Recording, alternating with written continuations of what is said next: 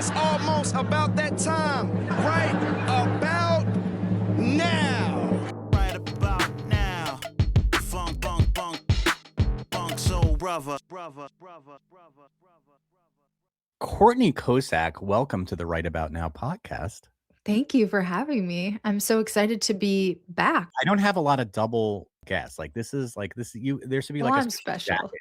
We are good friends as in addition to being colleagues in the writing space. So I'm always thrilled to have you on. But this is like a special occasion because it's not just having you back because I feel like talking to you. This is because you have a big book coming out, a memoir called Girls Gone Wild. And you've been talking about it with me for, I don't know, since I've known you, at least for a long time. And now it's finally here. How does it feel to finally have it like here? Like it's here now. Complicated. Explain. Yeah, I'm sure you can relate, but it's like you spend so much time working on this thing and you're proud of it.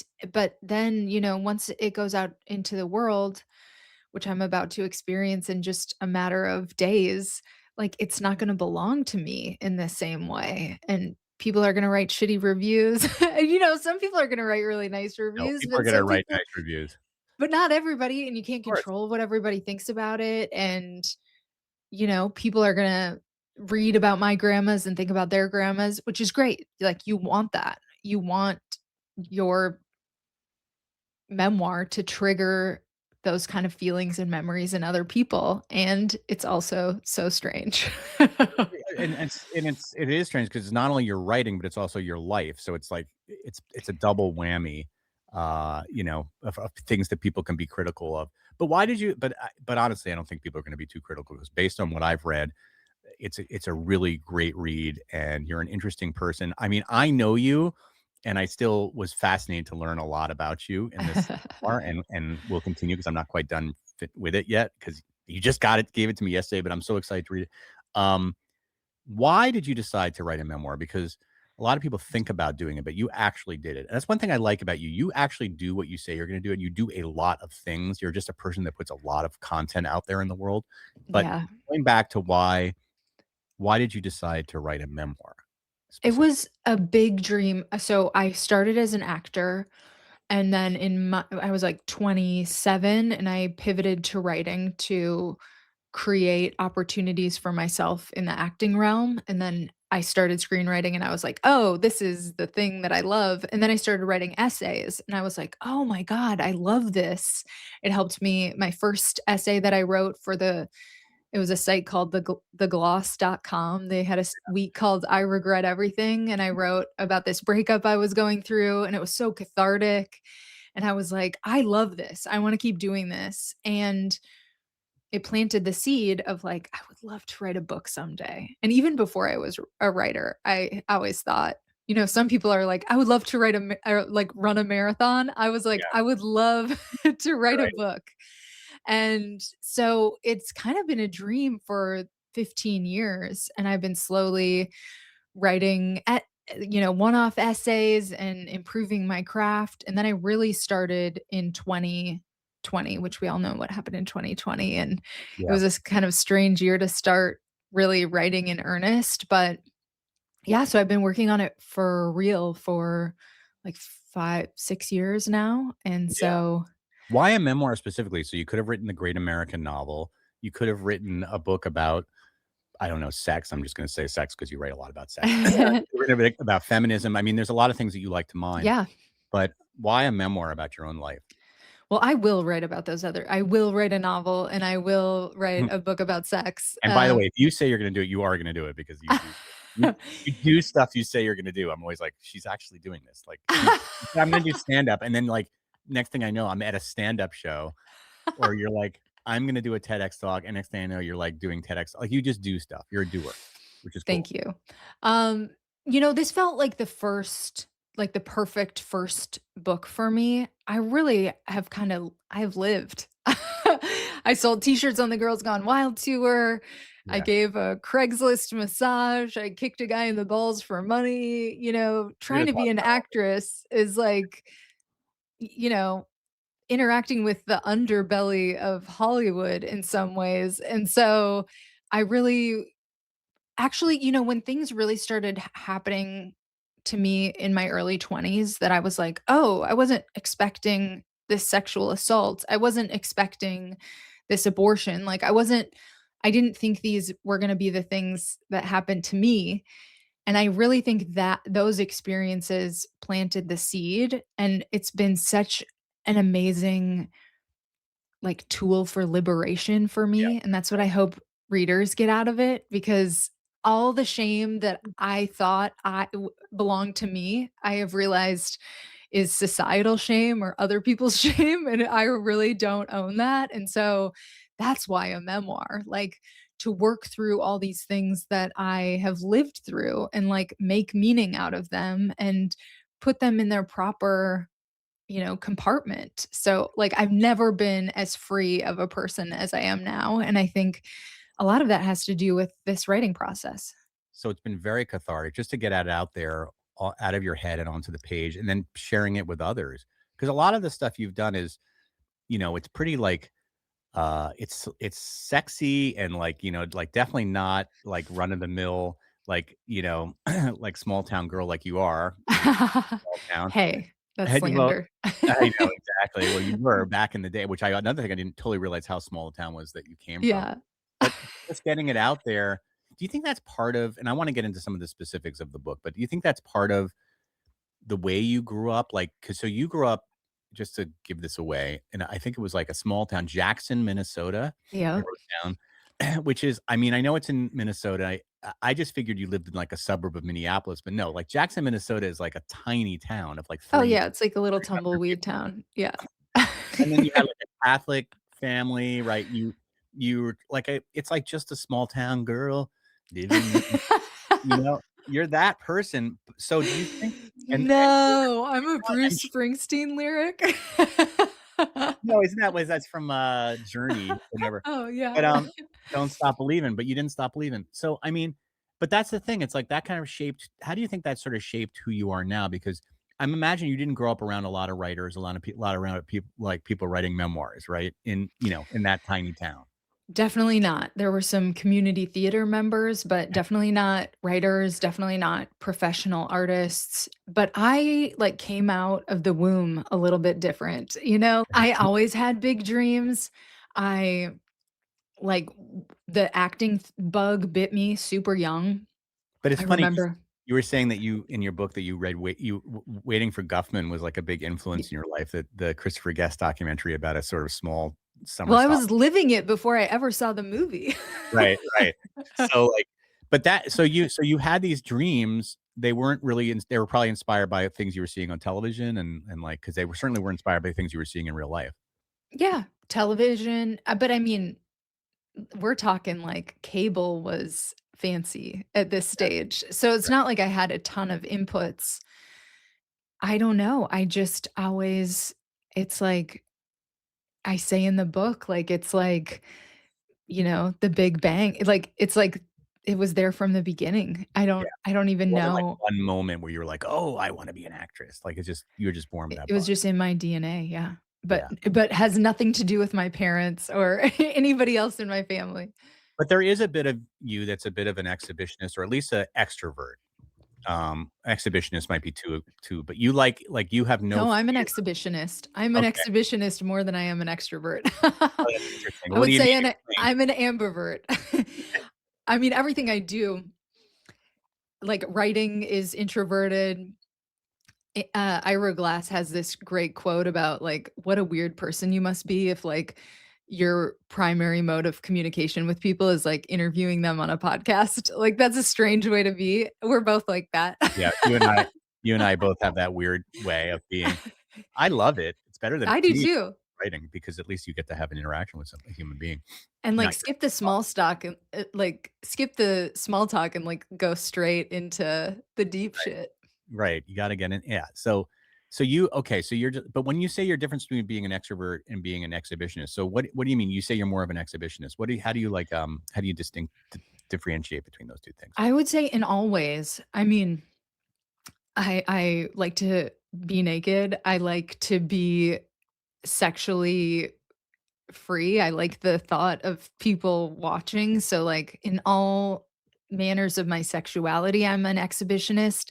writing a memoir is an act is writing a memoir is an act of exhibitionism for sure. Like, my mom shudders at the thought of all this private information going out there, but I don't, like Yeah, I it's love the it. opposite for you. You love it. Yeah. Yeah, I mean, I think that you have to be wired a certain way, and who knows why you're wired in that way because obviously all your influences were telling you to go in a different direction. And it feels like in reading your memoir, like sex became like an important thing to you to own and to understand kind of not early, like you weren't, not somebody who like lost their virginity really early, but it was like something that was on your mind. I don't think more, maybe more than most teenage girls. I have no idea because I'm not a teenage girl. I Yeah, I know. thought about it a lot. I also thought about the consequences, in a small town, it's like you definitely are seeing teen pregnancies happen before your eyes and like seeing the consequences of that. And so I definitely was like, I don't want to get pregnant before I am 18. So that was like a piece of my calculus in terms of like when I would actually lose my virginity. That was also a thing about drugs too, is like I knew I had a hunch like it would be bad. I wanted to do it, but it would be bad if I did it too young. You know what I mean? So I was always very, you know, doing a lot of extracurriculars, not a euphemism for sex, and and very driven with my acting passion and all of that. And then when I turned 16, I was like, okay, it's time to smoke pot. It's time to start drinking. When I turned Right. 18, I was like, okay, now I'm going to lose my V card. So, yeah, but I'd always been curious about it for sure. Right. But you ended up in your life, you ended up with some pretty bad guys, which I always wonder, like, how did that happen? Because you're like a good person, and I don't know, like, how you found these bad guys. Maybe it was so you could work through this stuff and put it in a book ultimately, right? Or maybe it was there people put it there's no thing. I mean, if you believe that life is a series of just lessons. So you ended up with this guy who you call Derek, who we won't talk about that much, but this guy is the worst. I He's would think that truly this guy would, like, scare you off of guys, forever, and, but no, that's not really how it thank God, that's not how it played out, but explain to us about how Derek and how that kind of, like, shifted the way you thought about a lot of stuff. Because here you are, this free, loving, like, loves to be naked, like, actor, like, you're just as we can hear even in this podcast, like, you're not and then you end up with this guy who tries to shut you down the whole time. Well, I think he was my first boyfriend and, part of like the Catholicism and the values that I grew up in is like my dad would always say, "It was so important to me that your mom was a virgin," which is such a fucking weird thing to say to your daughter. And there was something about that, even though I like recoiled when I would hear him say that, there It's was stuck. something about that that got stuck in the back of my Yeah, brain. I hear And you. so when all this kind of like semi-abusive stuff and then turned into real kind of abusive stuff started happening, I was like, well, I gotta try to make it work with this guy because you're supposed to try to make it work with your first person. Like that's so important. And so it was really a trap at the beginning. And I I don't think I don't think it was really a self-esteem issue, but maybe a little bit of like, I don't know, that doesn't really resonate with me, but I was surprised how I'd always thought I was such like this strong woman or girl, and to be duped like that into such a toxic relationship, I think once I was in it, it eroded my self-esteem. Yeah, and I think sometimes we don't it's hard to see it from your Yeah, perspective because 'cause you're in it, and so you think that this is the way it's supposed to be or, maybe it's me or, all the things that we think about when we're in an abusive relationship. I mean, it's not like you have to be a certain type of person to be sucked into an abusive relationship, totally. but That's what I luckily learned. you were able to extricate yourself from that, um, and has that changed now the way you think about relationships, the way you think about men, the way you think about sexuality? Yeah, I came up with some rules after I write about this in the book, but I had an abortion after we'd broken up and gotten back together. with this person I'm calling Derek, and we were actually broken up, but we had we hooked up. He actually had a girlfriend at the time, Mm, and I got pregnant, and then I had an abortion, and he didn't even call me back when I tried to call him and tell him about it, and, um, I made up some rules for myself after that situation happened, and it wasn't like he was my only experience at that point. I was 23, but I was like, I don't wanna date or even hook up with anybody that I don't trust with that information, or who I don't think would help me, like, drive me to get an abortion, or offer to at least go halvesies, yeah, or, like, give a shit that I was going through something, and, tried to call them about it. So I was like, "I don't want any more of that." So, like, nice guys only from now on. I right. didn't totally like, eventually, I wasn't perfect about that rule, but I really have dated a lot of Really nice nice guys guy. since then, even if You're the married to a relationship didn't. Yeah, I'm married to a wonderful guy, yeah. Um, well, that's good. And I'm gonna skip ahead. Obviously, everybody has to read your book and hear the different chapters.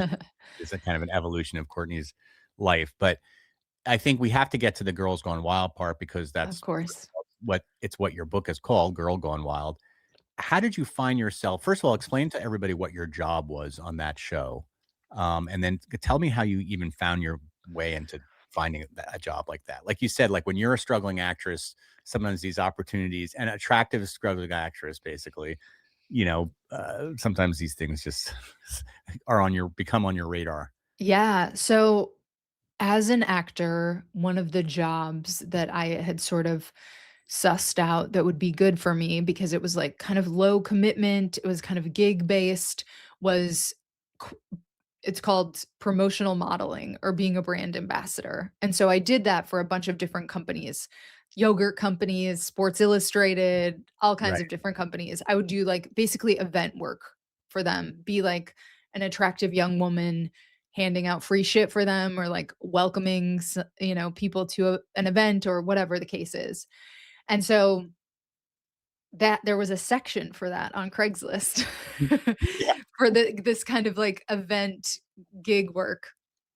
And so when I went out to LA in I was like 21, I was on Craigslist. I was so fucking broke, and I was looking for gigs like this, and one was for Mantra Entertainment, which is the company behind Girls Gone Wild, and I knew Girls Gone Wild from the infomercials, and the infomercials seemed kinda tame. It's like the boobs were censored, there was Right. the lighthearted steel drum music, like, it was Right. a This is spring party. break. Yeah, everybody's having a great Yeah. It didn't really look like porn, which is what it was. That is what they were selling. time. But so I was like, "Oh, yeah. Do I wanna get paid to party and have fun and go on a bus with these guys? Sure."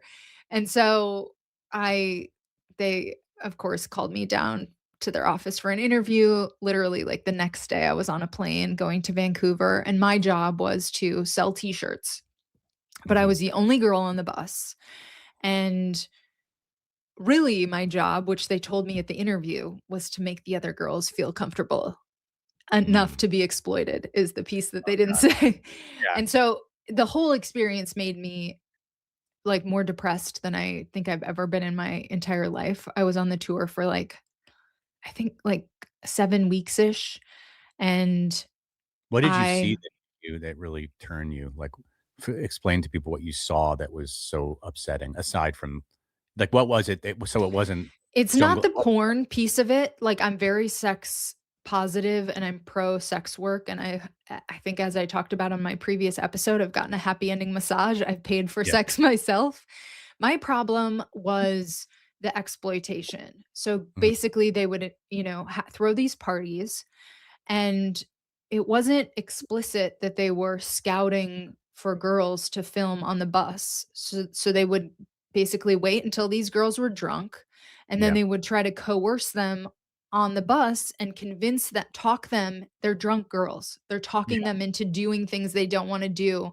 And if you watch some of the documentaries about it, like, the coercion, you can really see it happen. Like, the camera guy would have the girl, like, blocked in there. I wasn't really in the room for most of this stuff.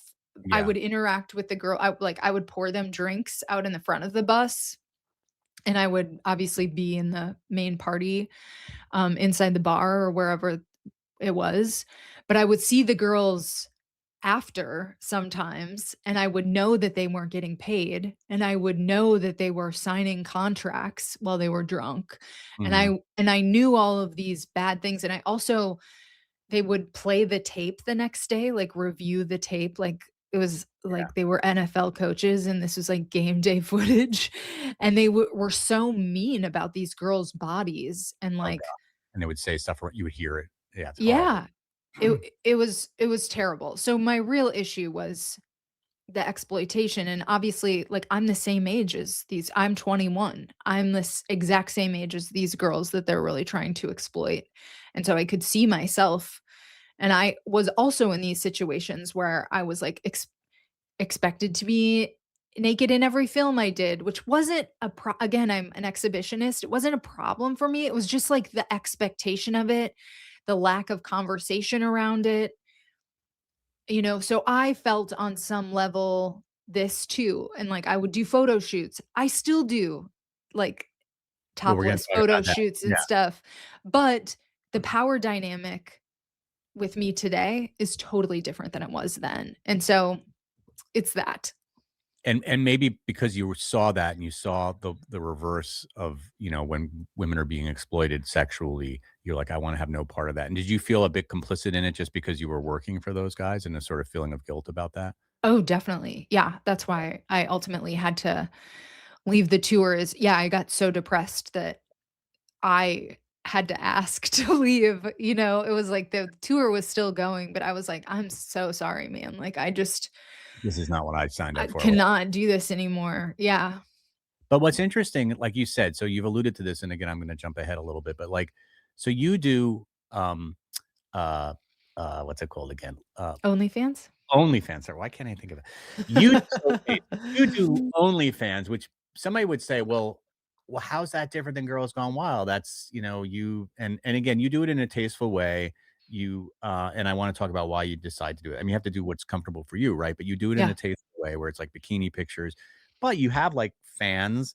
Uh, do you talk publicly about the other thing that you do? The bikini shots, but you also do reviews? Oh, the dick reviews? Yeah, I Yeah. talk about that. Okay, so you told me this, I can't believe it. So guys will send you pictures of their penises, and you will write reviews of their penises Yeah, using it's your really your community service that I do. really good stuff. So, like, but so that to you, tell me how that's different. I think in my mind, I understand how that's different, but it is different because you're in control of it, right? And that's how you explain that. Because some people Yeah. say, "Well, still people using their bodies to make money," and it's, So again, I am not against the selling your body.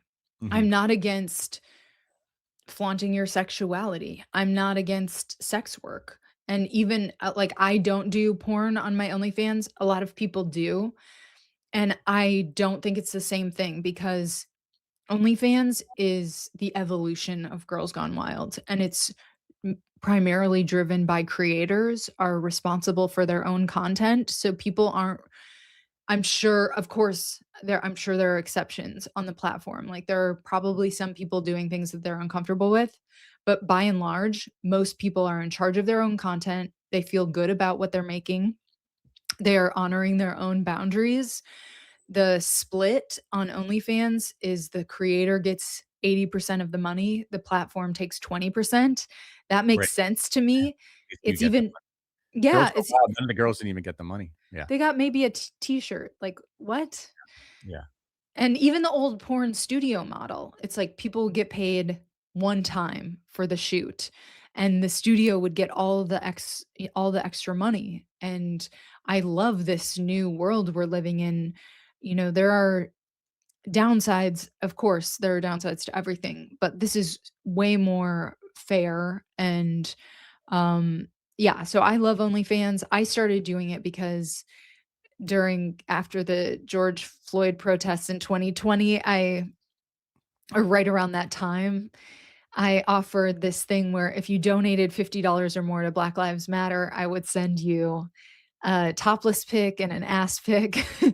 And I literally generated over $32,000. It was crazy. I kept a spreadsheet, and then I was like, "Oh, maybe I should just do this for myself." Like, I've always loved doing sexy photo shoots.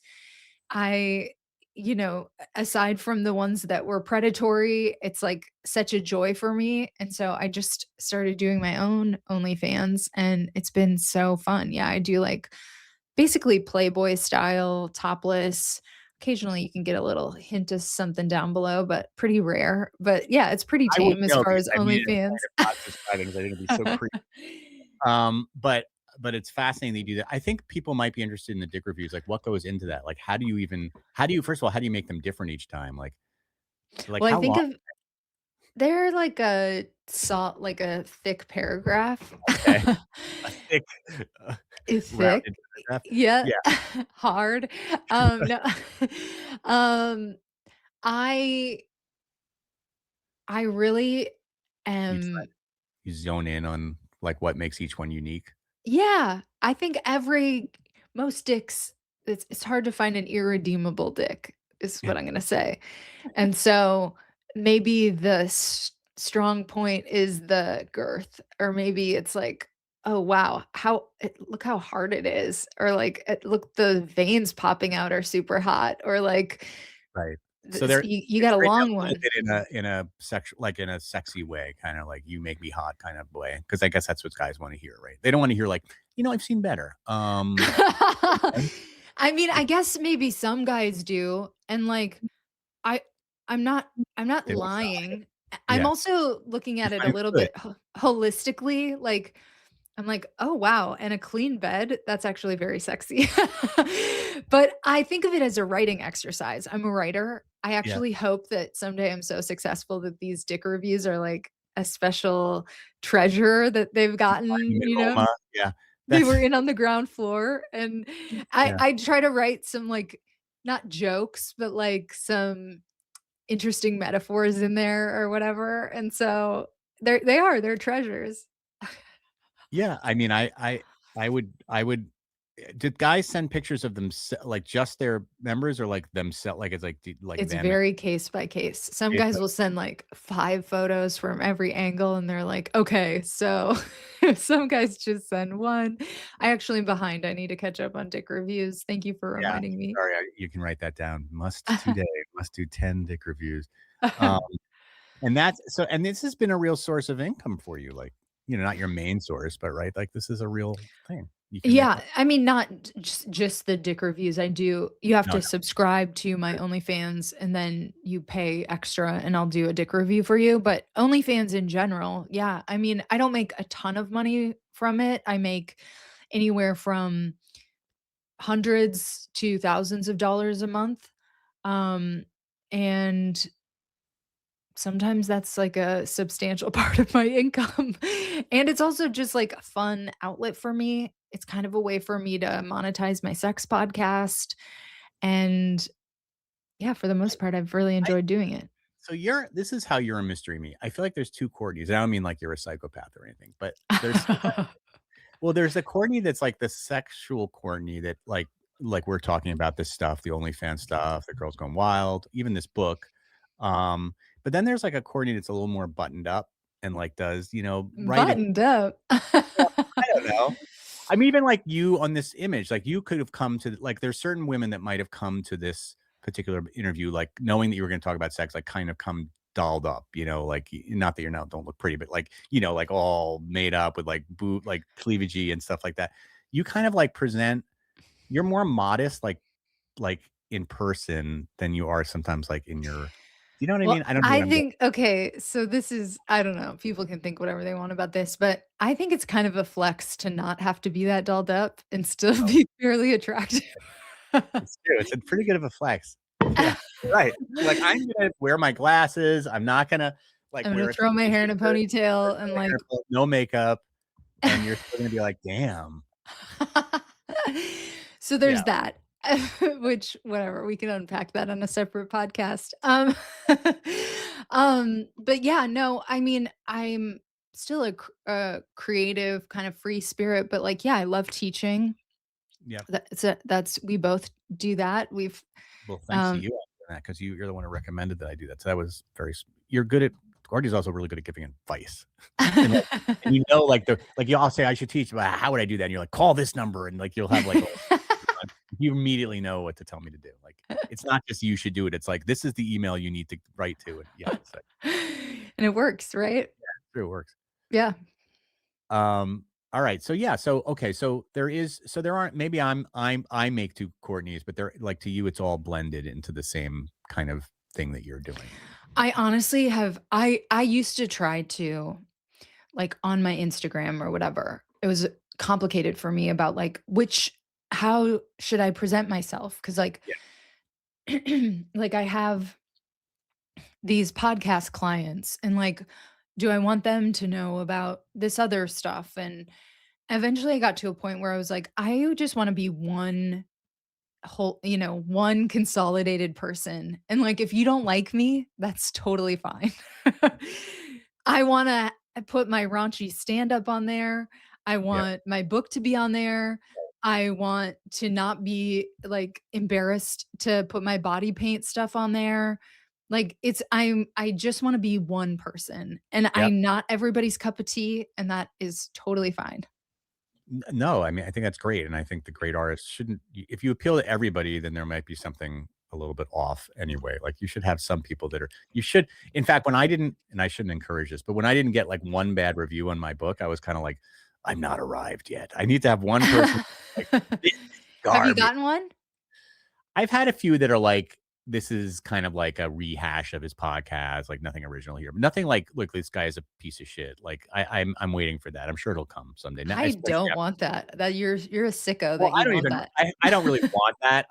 It's just, I know that a lot of people who are successful definitely have haters. Like some of my friends who are successful writers, like have people that really just don't like their writing. Now that it's just bigger number, they just have a bigger pool of people listening and reading. And anyway, I don't know what I'm saying. I No, don't know. that's actually so funny that you say that because one of the things that I did as an exercise, at the beginning I was like, this is a complicated stage. Part of it is this promotion period that we've talked about before for your Yeah. book launch is it just feels weird.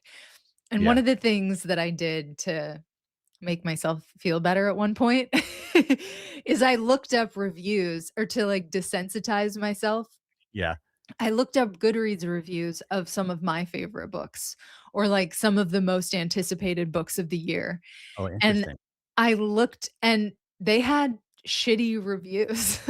Some of the books that I was like, I think this is flawless. Of There course. are still people that are giving it 1 and 2-star reviews. And I was I mean, like, like The Great Gatsby, I would say maybe the moderately good Gatsby. yeah, exactly. Like James, okay. What a Yeah. ripoff of Huck Finn. Like it's like that's a masterpiece. That's a National Book Award winner. Yeah. I mean, people hate everything. Goodreads is unbelievable because I'll be like, should I read this book? And then I start reading them. And it's like the difference in opinion. Someone would be like, this is the best book I've ever read. And people are like, I put it Right. down for the first chapter. Like, people you just don't know. But that's why I looked at it to remind myself Yeah. of like this is totally subjective. And even if some people are huge haters of, some your people don't read book. your reviews. I mean, I don't think you have it in you to not read your reviews. I just think you just need to. But I mean, a lot of people I know just don't read the review, or they just realized after a while they don't. Like, I wonder if our Must be amazing willpower. I wonder if our friend Taffy reads her reviews. I don't know. I really don't know. I'd be curious because I'm sure she's got a mix of good. I and bet bad. she reads. Yeah. I definitely read mine. So if you guys want to pan this podcast, please do. Are you nervous? So now that the book is about to be out in the world, do you get nervous about the reaction of people who, even though you didn't name them by name, they're going to know who they are, right? Like some people, maybe like Derek, for example. Well, those people are going to have to hear through the grapevine that I'm doing it. I did run, like there's one ex that I reached out to, and he actually thought everybody that I reached out to, even if I didn't say perfect things about them, was flattered by their characterization. Oh, So great. I feel like I was really fair. I pulled things out of the book that if I felt like, you know, sure, did it feel like tangentially related to my story? Yes, but it wasn't really my thing to tell, or it wasn't directly related. Like there were a few details like that that I pulled out just to protect other people in my life that aren't exhibitionists. And yeah, some people are gonna wind up finding the book, but like I told my truth and I Yeah. did my best to disguise their identities, and like y- they should not be identifiable except to themselves or a Right. They've got to live tiny with group of themselves. people that were like there for the experience. And that's the best I can do, I guess. You can only do what you can do, and I think that's probably something that all people it's one of the reasons I haven't written a memoir among on many excuses I make is that I'm almost a little bit worried about the reaction of the people that some of the people that I'll talk about, particularly family members and stuff. So But I tried to be my own. yeah. Sorry. I tried to No, be the biggest asshole in my book. Is like, right. That's I a good said a lot of shit about like no one no one is more exposed than me in this book. So Yeah, yeah, it's true. If you're the I mean, that's what I tell myself. If you're the center of your memoir, it's about you, and how you interact with others is whatever. But ultimately, this is not one of those books that's like a bad about everybody but yourself. Like you're just like it's like a tell all. You'll never eat town and lunch in this town again, kind of thing, where you're burying people. I never read that book, but I just think of that one always as like a book that came out that just like made you an enemy of the entire city of LA. Um, so if you had to so now that you've written this and you've spent a lot of time in your head hanging out with the 20-year-old Courtney, hanging out with the teenage Courtney, um, hanging out with the Courtney that was at Girls Gone Wild, what would you tell that girl now that you've kind of and there is an arc in your story. I mean, it's like it's a hero's journey that continues, right? But it's like you grew. Um, what would the 40-year-old I'm not gonna well, yeah, I don't even know how old you are now, 40. I'm 42. I'm not 42-year-old Courtney ashamed of tell it. well, good, see, you're totally out. What would the 42-year-old tell the 22-year-old Courtney? Well, it's so funny that you just said this. You're reminding me that I need to publish. I One thing that was in an earlier draft of Girl Gone Wild that got pulled out was this little short essay where I pick myself up from the airport when I'm 21. It's like imagined, right? Yeah, yeah, And like what I would do now, if I could give advice to that person. And I don't know if she would take my listen, advice. And so I would have to just like give her $20 and be like, don't hurt yourself. But like, I'm not mad at any of the mistakes that I made. Like, could I have lived an easier life? Yes. Do I want my daughter, if I have a daughter, to make all the same mistakes as me? No, but, like, I'm so glad I did because I love who I am today, and I wouldn't be this version of myself. I might still be an actor if everything would have gone according to plan, and this is the life that I'm supposed to live, and so, right. really no regrets. Well, maybe that's part of the lesson is that you never know what you're gonna be, and it's okay to make mistakes, and it's okay to fail because that'll just For end up sure. shaping who you are. I mean, it's kind of a nice lesson. If I had to give myself advice, it would probably be don't be so scared or nervous about what other people think, and don't be so afraid to fail. I mean, I've been talking about writing a book since I or thinking about writing a book since I was 22 years old, and it's like I never really did it because I was always just so worried that it would suck or like I would never find a publisher, whatever, all the stupid things people think of. And it's like now I think of that, it's like the only reason I wouldn't write a book now is just because I have to prioritize my time, but it's not for the reasons I wouldn't have not Yeah. done when I was 24. And each one, like, you learned stuff from your last book that would make your next book better, and it's like it's all a process. I guess the one piece of advice I would give to my younger self, which I talk about in the epilogue of Girl Gone Wild, is like, I used to wanna go so fast. Like, I wanted to be an adult faster. I wanted to get out to LA faster. I wanted, you know, to fast track my success. And like what I've actually learned is that slow is fast. Like Yeah. taking your time and like Mhm. really not trying to take any shortcuts and like trying to like just like the book is good because I didn't write the book, you know, when I was 29 and I'd just been writing for 2 years or whatever. It's because I let myself get really good at writing and I let myself get wise. And that is how I made the best possible book. And like I've that's applies to so many other areas and aspects of my life. It's just like if you slow down, you'll actually get there faster. It's great advice for younger people because I feel like when you get older, everything seems to be going so fast and you get older much quicker and the years go by quicker. And when you're young, I don't know if you're just not as aware of time, but time definitely feels like you just kind of want to keep getting older and you want Yeah. it to like, and it's, I mean, I feel like certainly when I have kids, like watching them get old now, I'm like, oh, slow down, slow Uh-huh, down. uh-huh, Yeah. uh-huh. It's weird how it's time plays a trick on you. You just think you have all the time. Yeah. Anyway, no, the idea of slowing down is great advice. Even now, like I feel like we try to there's a subtle balance between slowing down and sort of taking it all in, but also not being lazy and procrastinating, right? Yeah, Totally. I'm constantly battling those 2 things.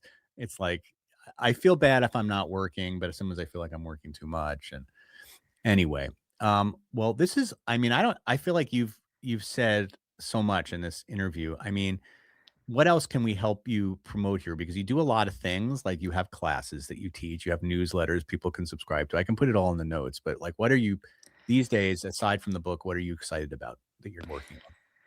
Yeah, I mean, the book, I'm also making the audiobook. I'm trying to you guys, I'm trying to convince John to make an audiobook for his book, so we'll see if that happens. That would be pretty cool. Maybe for the next book. I'm already excited about writing the next book. I mean, whenever I talk to people Good. about books, it inspires me. I mean, you inspire me because it's like you did it. You wrote a book. It's a great book. It's like and you did it, like people can't say it. Not only did you did it, you actually found a publisher for it. You didn't even have to self-publish this puppy. Oh, it's like the perfect publisher. I'm with a small press out of Minnesota, where I grew up. Or that was by coincidence, right? Totally by coincidence, but could not have asked for a better fit, and I love, when I was thinking about where I wanted to publish my book like 5 years ago, I was like big 5 or bust, and actually I'm so much more aligned with this small press. As I mentioned, I'm making the audiobook. I was able to retain the audiobook rights, which has been amazing for me as a podcaster. So yeah, buy Girl Gone Wild. Stay tuned. The audiobook is going to be out soon. I also have a podcast if you're into the sex talk. It's called Private Parts Unknown. If you're into book writing and publishing, I have a Substack and a podcast called The Bleeders, and you can find me anywhere on the internet. I am at Courtney Kocak on all the social medias. My last name is Kocak. My website is courtneykocak.com. And thank you so much for having me, John. This is so Book come fun. I know, and the book comes out what day? April 1st, April Fool's What? Day. Why? Was that a joke, or did you just decide to do that because you Well, just it got pushed back, and I was like, maybe there won't be a lot of competition on April Yeah, 1st. I I guess don't it's know. like doing it on Friday the 13th or something like Yeah. that. Well, I was I like, mean, maybe I could make one joke. I don't know. true. You can be like, "My book came out," they'll be like, "No, it didn't. Cut me a break." And then nobody buys it. No, I think that's Don't no, say that. I won't say that. Everybody's gonna buy it. It's a I and the thing about, you're I know I was like, this is supposed to be where we end the podcast, but of course, I just thought of another question as you were talking. Yeah, And please. you're very good at and I think people kind of need to hear this. You're good at marketing your book, and, in today's day and age, e especially if you're not working for the Big 5, and actually even if you're working for the or have a book published by the Big 5 publishers, they're not gonna do a whole lot of publicity for you, right? So you've been very actively publicizing this book. What do you have you found so far has been the most effective? And again, you don't really know because the book's not on sale yet. But what do Ye you seem to be getting the most response from? Yeah, I'll have more data in a couple months, but I'm doing this pre-order campaign. I will probably already be over, but if you're listening to this and you wanna do it, just, like, email me or, message me because I'll let you slide in. But basically, if you pre-order 10 copies of my book, I'm teaching this 10-session memoir class, and so I already have, quite a few signups for that. Like, my dream is, like, on my next book, I want 100 signups. I have a fraction of that. But I love for me, it was, like, an awesome way to it's like I already teach. I'm teaching this class at a discount and they are buying my book and really what I wanted to do is just I felt like my students would be my best evangelists for the Mhm. book. And so I was like I want them to read it, buy a bunch of copies, give them to their friends and like that's a great way to start the conversation. I what I have learned is that I can't control so much of this publicity thing. Even like I hired a PR person, I have very little control over what happens with that stuff. And there are a few exciting things on that realm, but I've been shocked by like it's really come down to my own relationships. Yep. I'm sitting here with you. Yep. Some of the biggest podcasts that I've guested on or will be guesting on are because of my own relationships. And I so find yeah, it's you I would think twice before hiring a publicist unless you really just have no relationships whatsoever. I feel like the most effective publicity was all the ones that I came up with myself. exactly, and start early. Like, having a show like this where you interview people is not just great for having an audience, it's also great networking and collaboration, and so starting that or starting a Substack with a Q&A series or something like that way before your book comes out is gonna give you a lot more leverage and relationships, when you finally have something that is worthy of promoting. All right. The book is called Girl Gone Wild. Courtney Kocak, thank you for being a two-time champion on my I've got my program. master's jacket on. You got your special jacket on, and I love talking to you, and I wish you were still in LA. It's a bummer that you don't live here as much anymore, but anyway, at least I get to have these, like, check-ins with you. And all right, everybody, until next time, this is John Small encouraging you to do the right thing.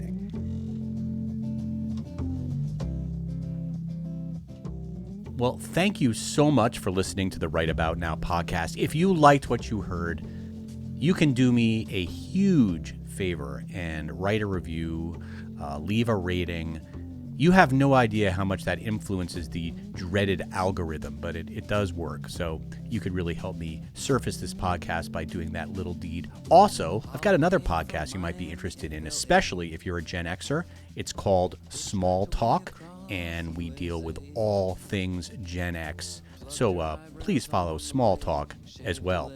We'll see you next time. She says, hey, babe, take a walk on the wild side. Said, hey, honey, take a walk on the wild side.